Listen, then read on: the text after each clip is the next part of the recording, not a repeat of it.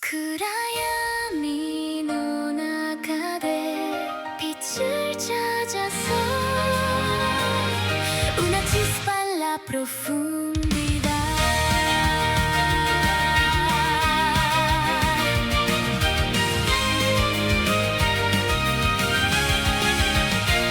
Lejos de la luz del sol, donde la piedra es rey, bajamos al abismo siguiendo una promesa.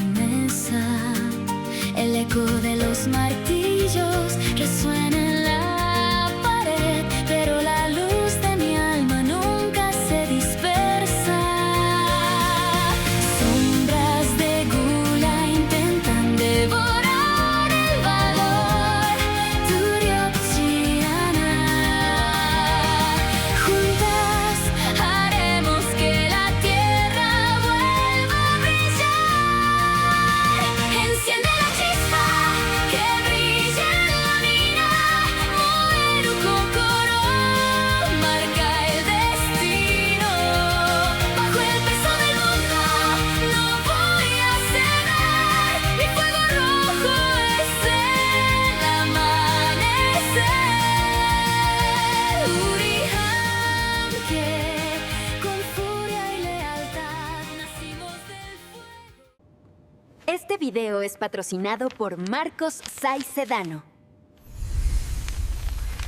Libro 2. El libro del hierro. Capítulo 14. Huesos de acero y la niña de magma. 1. La forja del cuerpo. Los meses pasaron como las estaciones bajo la montaña, lentos pero constantes. La recuperación de Luna no fue un milagro, fue un trabajo de ingeniería. Al principio, sus piernas temblaban solo con ponerse de pie.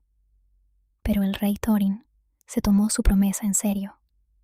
Él mismo supervisaba su rehabilitación en los gimnasios privados de la realeza.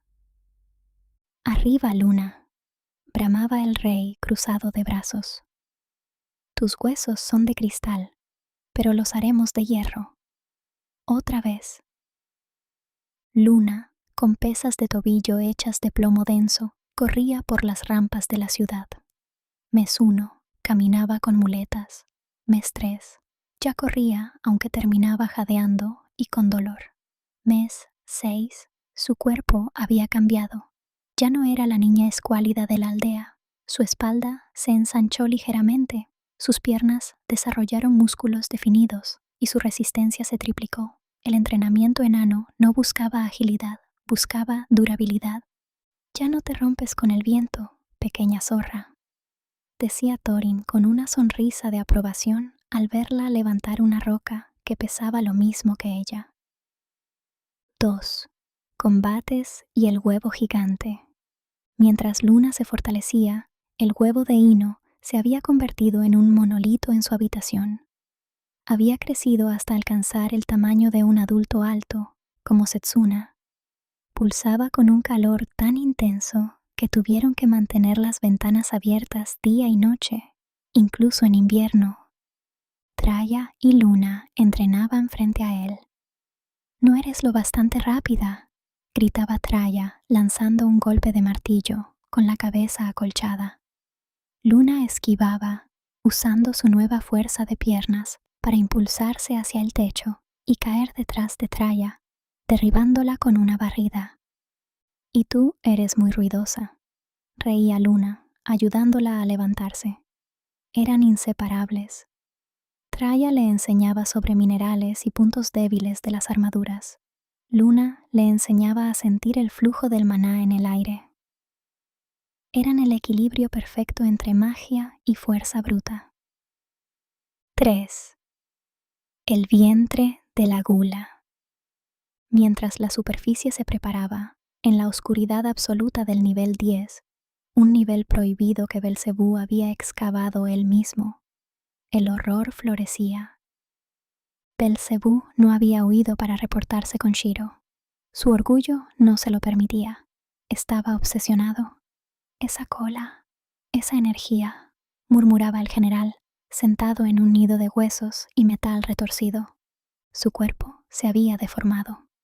Su vientre se había abierto como una flor carnívora, y de él no salía sangre, sino una masa gris y viscosa.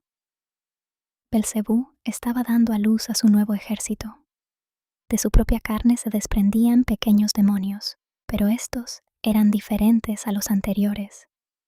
Tenían armaduras naturales de hueso negro y garras que brillaban con veneno. «Mis preciosos devoradores», susurró Belcebú, acariciando a una de las criaturas recién nacidas, que inmediatamente intentó morderle el dedo. «Creced, comed la piedra. Cuando estéis listos, no dejaremos ni un solo enano vivo. Y la niña será mi postre». 4. La noche de las grietas. Una noche tranquila, Luna estaba acostada en su cama, leyendo un libro sobre historia enana.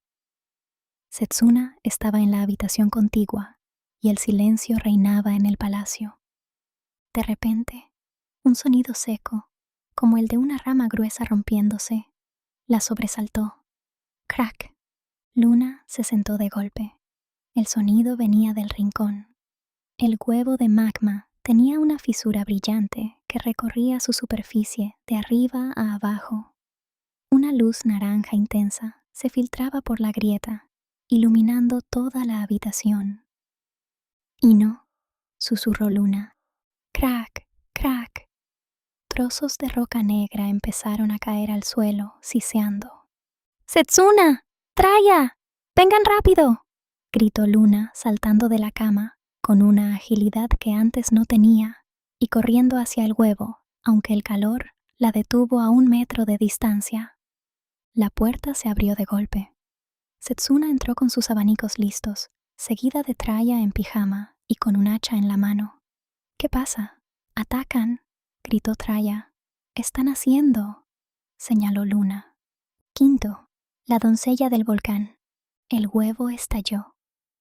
No fue una explosión destructiva, sino una liberación de vapor y ceniza brillante que llenó la habitación.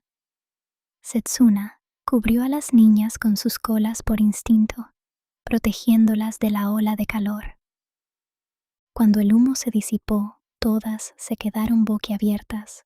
El pequeño jabalí había desaparecido. En el centro de los restos del cascarón, poniéndose de pie lentamente entre las brasas, había una mujer joven. Aparentaba tener unos 18 o 20 años, mucho mayor que Luna. Físico. Su cuerpo estaba desnudo, revelando una musculatura densa y definida, propia de una guerrera que ha sido forjada en fuego. Tenía una figura atlética y fuerte, con pechos medianos y hombros anchos. Piel y cabello. A diferencia de la roca negra, su piel era pálida como la porcelana, lo que hacía resaltar aún más su cabello. Una melena larga, alborotada y de un color rojizo intenso que caía sobre su espalda. Rasgos bestiales. De su cabeza sobresalían 2 orejas peludas de jabalí que se movían nerviosas, y de sus labios asomaban 2 pequeños colmillos blancos. La joven abrió los ojos. Eran de un azul eléctrico brillante, idénticos a los de Luna cuando usaba la gema de Mithril, señal innegable de su vínculo de alma. Miró sus propias manos, confundida, abriendo y cerrando los dedos. Luego, olfateó el aire, moviendo su nariz con curiosidad hasta que su mirada se clavó en Luna. Sus ojos brillaron con reconocimiento y alegría pura. «¡Amá!», chilló con una voz que, para sorpresa de todas, era dulce y aguda, casi infantil. Sin importarle su desnudez o su nuevo tamaño, se lanzó hacia adelante con el mismo entusiasmo que cuando era un cerdito. «¡Ama!». El impacto fue tremendo. Ino derribó a Luna, que ahora era mucho más pequeña que ella, en un abrazo de oso, frotando su mejilla contra la de ella con fuerza y soltando ronquidos de felicidad. «Ino, me aplastas», se quejó Luna, riendo nerviosamente y tratando de respirar bajo el peso de su compañera. Traya se tapó los ojos con una mano, pero miraba por entre los dedos, totalmente roja. «Por los ancestros, pónganle una manta encima», gritó la enana. «No tiene vergüenza». Setsuna, recuperándose de la impresión, tomó una sábana de la cama y cubrió rápidamente a la nueva Ino, sonriendo con diversión.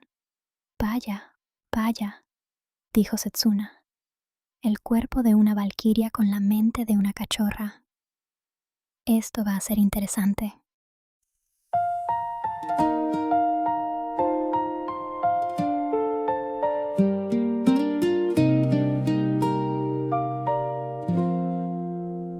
El viento nos acaricia otra vez. Dejamos atrás la oscura pared. Un plato caliente, un poco de miel y risas que curan la sed. Y no ya duerme abrazando el tazón. Traia descansa por fin su rincón. No matter how dark the caverns can be, you are the light that is guiding me. Step by step we found our way